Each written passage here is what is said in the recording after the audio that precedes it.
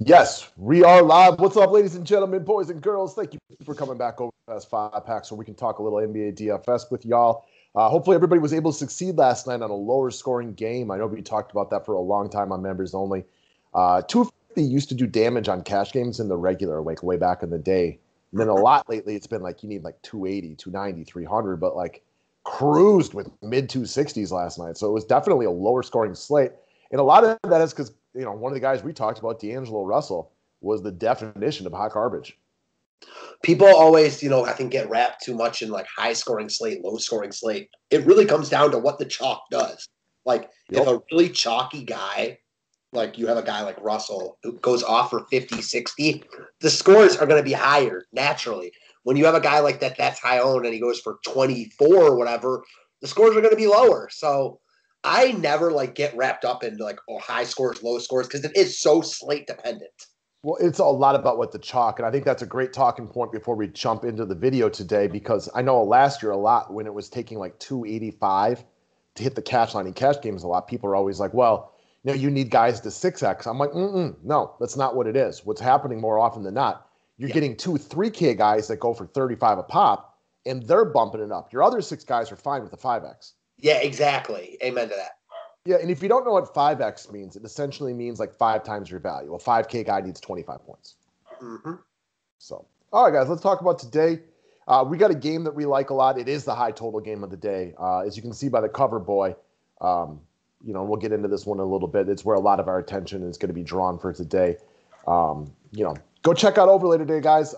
We are going to do our best to get into more of their tournament picks for the NBA stuff.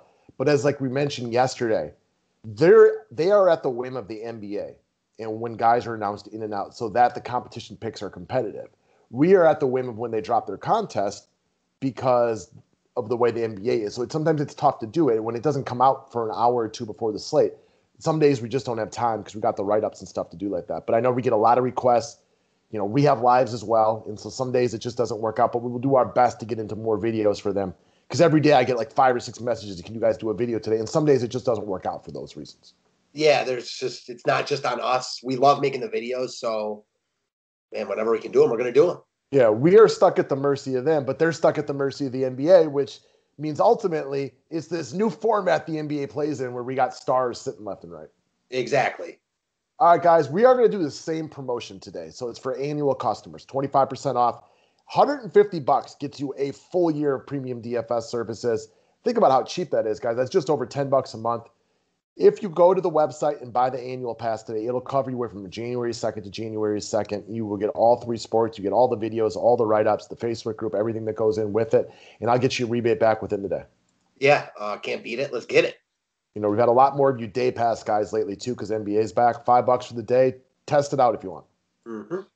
Sub to the station if you're new to it. We're going to stick with the new format. I know you guys seem to be liking it, so we'll keep it rolling.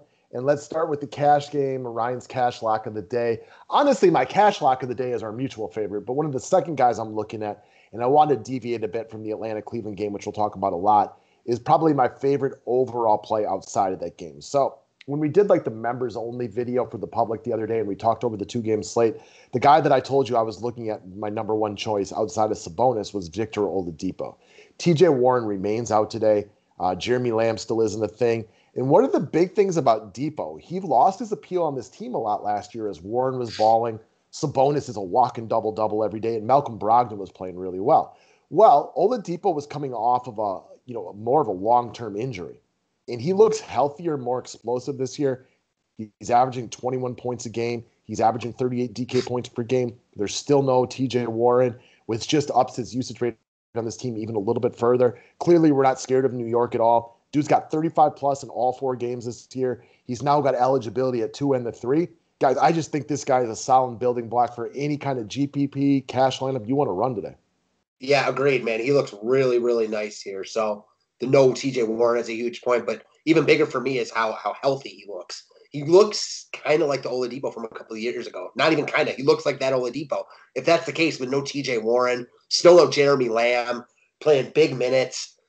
He's got big upside at 6,700. Expect him to walk into cash game value with definite GPP upside, depending on this game plays out. I don't even think it needs to be a close game for him to hit GPP upside. And obviously it's better for him if it's a competitive game, but he could get there in 3 quarters here. And another thing, like, it kind of goes hand in hand with the injury, like in him taking a little bit of a backseat to Brogdon last year. Like, Sabonis is going to be their best DFS player on this team. Everybody knows that. Sure. But OLADIPO could end up being better than Brogdon at the end of the year for DK points per game. And don't be shocked if Oladipo at the end of the season is a $7,800 daily player. Agreed. So, all right, man, let's keep moving on down the list here. Next up is your GPP lock of the day. And much like you're buying with Depot and my buying with Garland, we'll get to next. Like, man, like, I like Drummond in cash games too. Yeah, I mean, we love this game. We love Garland at 6K, but man, Drummond is he is my favorite play on the slate. I've been on him pretty much every slate this year, except for last slate. He wasn't very good last slate. Didn't like the spot for Cleveland. Love this bounce back spot for Drummond and the Cavs, facing Atlanta on the second half of a back-to-back. The game log speaks for itself. We talked about this on the members only video. I mentioned this. Like, I bring up Giannis all the time as a guy that can just walk into DFS points faster than anyone. With the way he's playing now with his blocks and steals, Drummond is like right on the next level. The only thing he doesn't do is shoot threes. Literally the only thing he doesn't do. Even for a big man, he gets a decent amount of assists. He blocks a ton of shots. The steals are crazy. I mean, he's got big upside here. He's a guy I expect to just walk into value, like cash GPP value, whatever it is. He's walking into it. Okay, so I'm going to make a comparison to a couple other websites that we've talked about. So if Drummond was matched up on overlay today with any other player in the NBA on the slate, I would pick Drummond. If I was doing a drafters draft today, he would be my number 1 overall pick. So take that for what it's worth. And you can see the last bullet point talking about Clint Capella if he's playing today. While it is better for Drummond if Capella's out. Not like it's a major influence. And we talked about Capella played a lot of minutes last night, so it's possible that he is out today, and look for that. The bigger point for me on this one is if Capella plays, this is going to eat into Drummond's ownership because you can only roster 2 centers. Yeah, exactly, which I love your point about the drafters and the overlay. I'm with you 100% there, and that really just seals the deal. Yeah, man. And if Capella plays, Drummond will still get love, but a lot of the center ownership goes to him. So it should cut on his ownership by significantly, I would think. It has to. Yeah. I mean, you only get 1 center and 1 utility spot. And sometimes that utility spot isn't always a center. It can be a point guard. Yeah, exactly. All right, next up. So we've obviously alluded to this already based on the fact we've each mentioned him and he's on the cover today.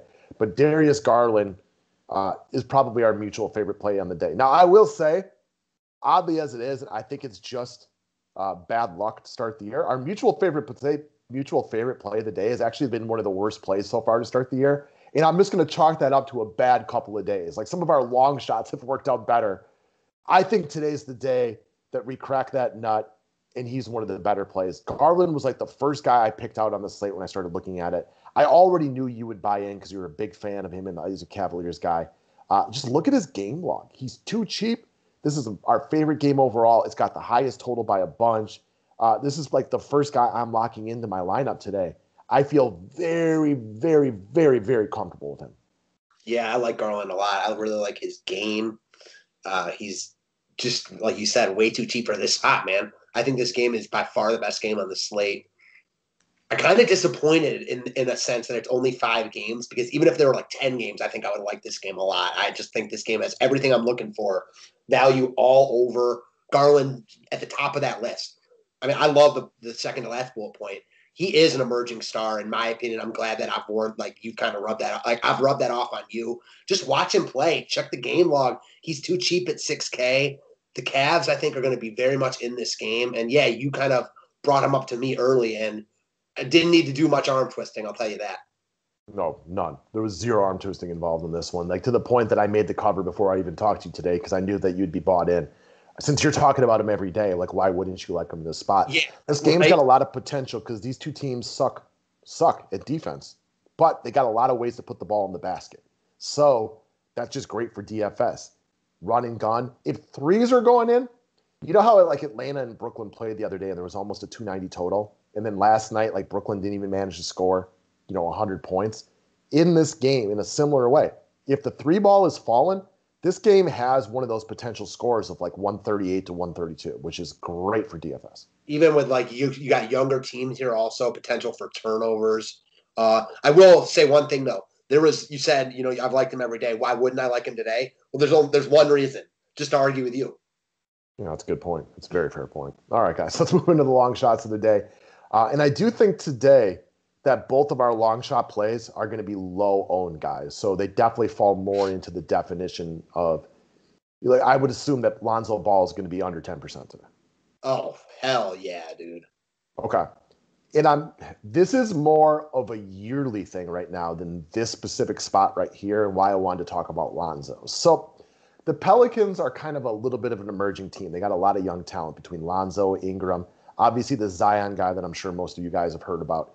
A guy like Eric Bledsoe, I kind of feel like there's a potential that he starts just losing minutes as the season goes. I don't know what your thoughts are on that one, but Lonzo Ball, significantly younger, more upside at this point. He's going to be more the de facto point guard on this team on a more consistent basis.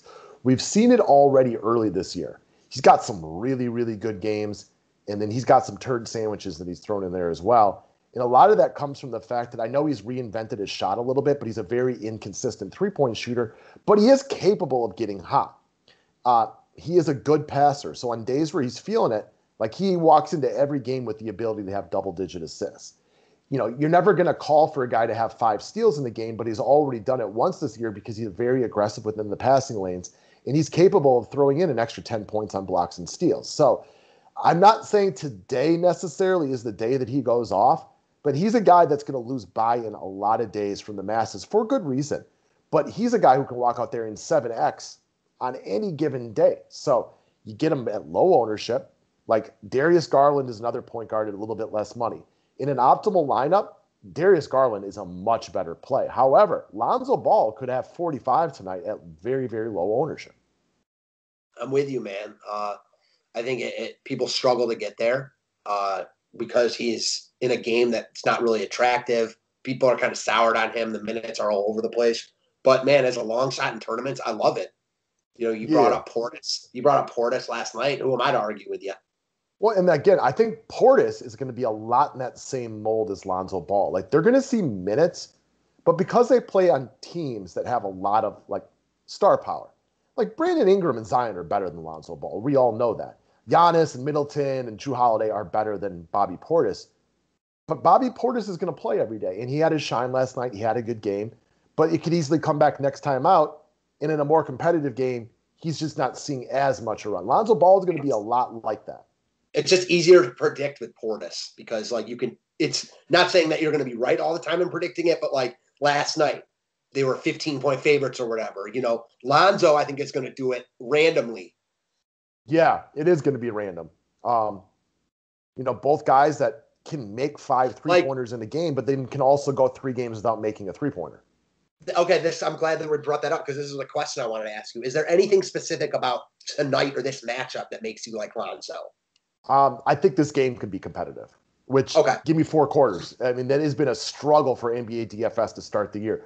We talked about that a lot on our members-only video today. This start to the season has been as erratic for score prediction as anything I can remember. And it's only a short time period. I think it will even out. But I do expect this game to be competitive. Doesn't mean it will. I just expect it to be. Agreed. So that's been hard to start the year. And if you're killing it, you're probably doing a good job of predicting these games early in the season. And if you're struggling, you might just be getting unlucky with a lot of your games, turning into blowouts. And it's just part of what the NBA has been to start the year. Mm-hmm. All right, so next up, your long shot of the day is a guy named CEDI Osman. This is another one. We love this game, but this is a low-owned play from this game. Yeah, so listen, if you look at the game log, you're not going to really like CEDI, but we always say you can't just look at the game log and go from there. So he's a guy, we talk about these guys on our members-only videos all the time. We know who CEDI is. He's not a star by any means, but he's a solid player who the Cavs give good run to on basically an every game basis. Well, with no Love, no Porter still, you've seen him play, right now be, basically the 6th man off the bench. And while he hasn't shot it well, this is just a really good spot for him. I'm very confident that sooner rather than later, CEDI will have a 28 to 35 DK point game. He played really well at the beginning of the season. People are sour on him now, especially coming off the bench. We prefer him coming off the bench, more usage off the bench. Again, in a game that we like a lot. I like the Cleveland side. He's affordable. I think that in this price range, you're going to see the Atlanta guys get more love. And while I like them too, I really like CEDI at 4,600. And like you'll say, he's not a guy you'd play in a cash game lineup, but he's my long shot in tournaments. So Exum has moved into the starting lineup. And while I'll be honest, like it doesn't make a lot of strategic sense to me. Like I feel like Exum should run counter to Sexton and Garland a little bit more, but this is what the Cavs are doing, which gives CEDI almost like a de facto point guard roles a little bit within the second unit from time to time. Well, Exum is dirt cheap, but because he starts now, people give him a little bit more love than he deserves, even though he's the fifth best player on the offensive unit or on the starting lineup and just doesn't touch the ball a lot because he's the worst player on the starting unit. That's why it can help CEDI to come off the bench, but also lower his ownership because no matter how many times I've talked about it over the last 6 years, people still prefer to use starters. Yeah, so I will say this, though. Like, if CEDI is starting, I prefer CEDI off the bench. But if CEDI is starting, I like him more than I would like Exum starting. You know what I'm saying? Agreed. I agree wholeheartedly. He does a few more of the dirty work type of things. Like, CEDI can get there with the starters. He's not going to every game. Exum will rarely get there with the starters, in my opinion. Now, I get that their prices are different, but, I mean, Exum's like one of these 12 to 15 DK point guys. That's how I view him. Like he legitimately won't get rebounds because he's tiny and he's on the perimeter unless like a couple long ones fall to him. All he does is shoot a couple of threes. He never gets assists because Sexton and Garland get almost all of those. Like, yeah, he's just, Nance will, outdo him for assists every single day. Now saying that, like Exum's going off tonight. Anytime you get a guy that's cheap that's going to get minutes, like you talk about a lot, you can just sometimes fall into points. Like rebounds can fall your way. Steals can just be thrown to you. So I get it, but most of the time he's not going to get there, I guess is the best way to put it. At a certain point of last night's game, I think Kyrie was out rebounding KD like 8-1. And yeah. KD is almost a foot taller than Kyrie. He's a better rebound. He's more involved in the defensive end. But without watching the game, I can just assume that the Atlanta Hawks missed a bunch of jump shots that just happened to come out to Kyrie. Now, at the end of the game, Durant, moved up the rebound ratchet and Kyrie started not getting those. But for a certain part of any given game, that can't happen. Yeah, exactly. Anything can happen. So it's just hard to play like that. Yeah, like we're never going to call for Exum to have more rebounds than Drummond. But there could be a first quarter where you're like, man, Drummond only had 3 rebounds in the first quarter and Exum had 4? Okay, yeah. It's a crazy day. That's not like inconceivable at all. Like at the end of the day, Drummond will have more, but like that's not inconceivable at all. No, it's, I cannot picture Exum ever out rebounding him for a game. Same. But for a quarter, wild things have happened. Like you just laid it out. It's more like there could be a scenario where Drummond only gets 2 or 3 rebounds in a quarter because the ball just doesn't bounce his way. Maybe he gets foul trouble, whatever. And missed jump shots happen to go to Exum. I get it. I agree. And for all you DFS NBA nerds like us, like there's nothing more frustrating than when you get a guy who gets a lot of his points via the rebound, i.e. Drummond, Giannis, any of those guys. And like they're always down there in position, but every jump shot goes off the other side of the rim and falls to somebody else. You're just like, what is going on here? Now they almost always get there at the end of the game, but like when you're watching it for a couple minutes, it can be so frustrating. It's the worst. The tilt is real. All right, guys, you've been awesome for us to start the year. Click the thumbs up button if you can. What we are going to do right now after this one, we are going to jump right into a showdown video talking about the game that you like a lot, the Rockets and the Kings. Just a little bit of a courtesy from us to you guys. Yeah, thanks, guys.